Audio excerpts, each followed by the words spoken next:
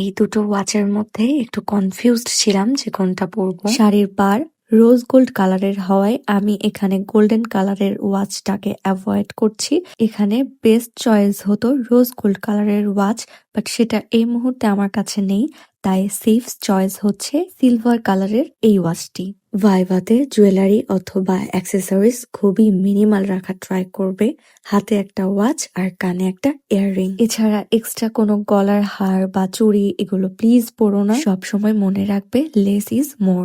আর প্রসঙ্গ যখন কোনো ফর্মাল লুকে, তখন এই কথাটি আরো অনেক বেশি প্রাসঙ্গিক। তোমরা চাইলে সামনের চুলগুলোকে খুব সুন্দর করে সেট করে পিছনে বান করতে পারো, অথবা আমার মতো যদি ছেড়ে দিতে চাও তাহলে প্লিজ উস্কো খুস্কো চুলগুলোকে নর্মালি ছেড়ে দিও না, একটু সুন্দর করে সেট করে একটু স্ট্রেট করে রেখো।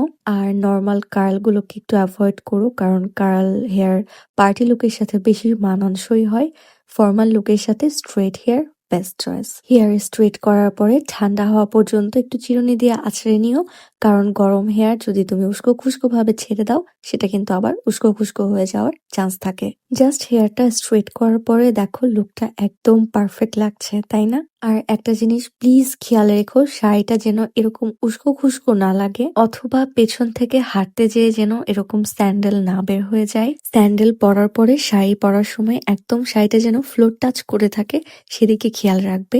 আর তার সাথে শাড়ির প্রত্যেকটা ভাঁজ খুব সুন্দর করে সেট করে নিবে। মনে রাখবে ভাইভাতে তুমি যত সুন্দর করে পরিপাটি হয়ে যাবে তুমি তত বেশি কনফিডেন্ট থাকবে। তবে লুকের দিকে বেশি প্রায়োরিটি দিতে যেয়ে পড়াশোনা একদম ছেড়ে দিও না। সুন্দর করে পারফেক্ট লুকের সাথে একটু পরেও যেও। আর আমার মতো চাশমিশরা এরকম সিম্পল একটা চশমা পরে ফেলতে পারো। So the lesson of the video is অতিরিক্ত ঝকমকা বা কালারফুল শাড়ি পরবে না, মেকআপ আর জুয়েলারি একদম মিনিমাল রাখবে। হাতে একটা রিস্ট ওয়াচ ক্যারি করো, শাড়িটা সুন্দর গুছিয়ে পরবে, আর হেয়ার গুলোকে উস্কো খুস্কো করে ছেড়ে দিবে না, সুন্দর করে সেট করে রাখবে। আর পুরো সময়টাতে অবশ্যই কনফিডেন্ট থাকবে।